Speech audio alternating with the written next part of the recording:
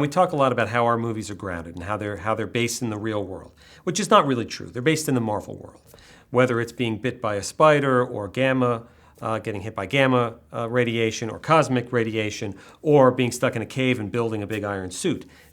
Not the real world. What's real about it are the character interactions and the emotions. That's what resonates as being real.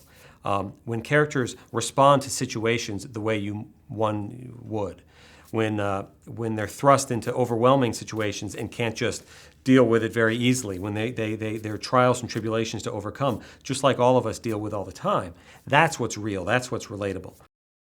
This is an origin story for Thor. It's not about getting powers. It's about learning how to deal with those powers. It's about going from the petulant son or the prince to more of a noble hero, to understanding what that means. And in the origin, and again, the brilliance of the early comics, his origin was Odin banishing him to Earth. His origin was Odin saying, you haven't learned, you're too pompous, you're taking everything for granted, you think that you're just a big golden child who can use his significant strength to muscle people around. It doesn't work that way.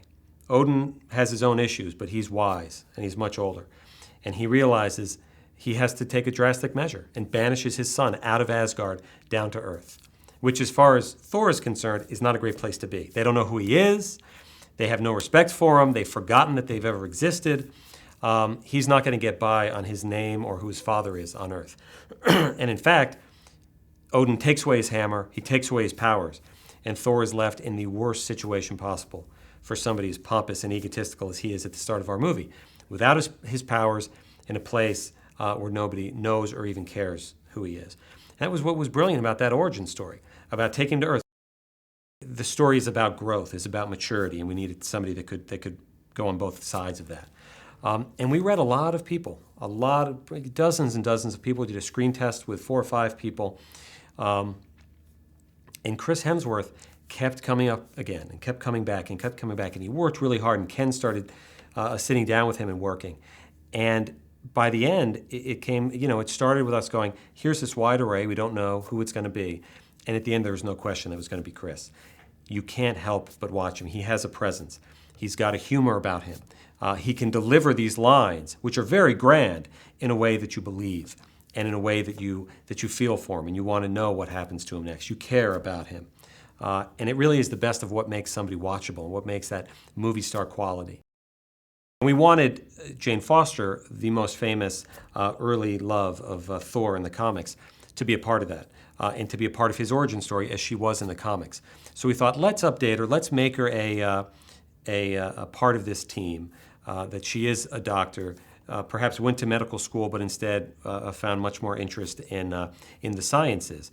And we wanted to find somebody who you would at one time be beautiful and fit that mold of being the love interest for a superhero, but at the same time, who you would believe is that intelligent and is that smart and can go toe-to-toe with every other character in the movie, and in fact, can sort of lead to a grand discovery of what and who Thor is.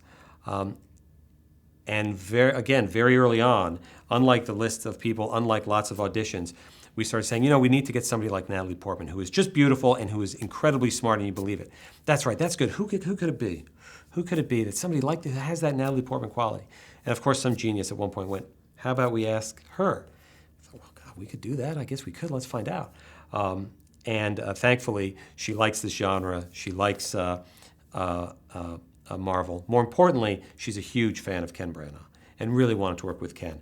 And she and Ken had a number of great meetings in which she talked about, this is not the damsel in distress, you're not going to be tied to the train tracks, you're going to be the prime motivator of Thor's entire transformation over the course of the film. And he gave her a lot of science books, which I think she probably read that night. And we were very lucky to get her. She's a great part of the ensemble.